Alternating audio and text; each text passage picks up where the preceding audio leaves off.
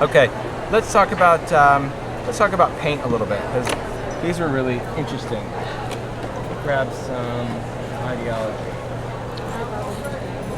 So let's say we had some base metal. It doesn't have to be a frame. Maybe it's going to be a charm or something like that. Maybe we do a globe charm or a camera or an airplane or a compass or something like that.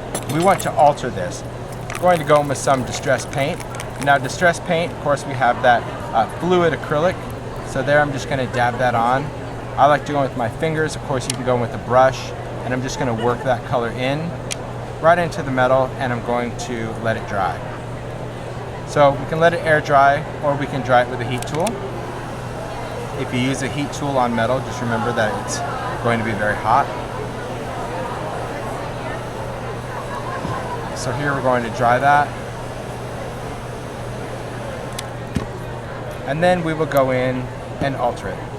So what I'm going to alter this with, because we're dealing with metal, I want to alter it with an ink. Now unfortunately none of the distress inks will work on metal, so that's why I have to go to alcohol ink. Alcohol ink is going to be a solvent-based ink, whether it's going to be a mixative or it's going to be a translucent ink. If I want to create a vintage effect over any color of distress paint, color of choice will be mushroom. Mushroom is kind of like that weird pumice stone. It's that gray-brown color, and when it mixes, you create whole new colors. I'm going to take a piece of felt. I'm going to take some alcohol ink. I'll just fold this up. Drip some of that ink on there, and I'm just going to go in and just start tapping this right over the top.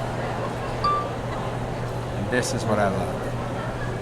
I love the effect that I can take something that just had kind of that overall green color and just give it that great vintage look. It has a really cool patina to it because we're able to go in and mix and blend that color.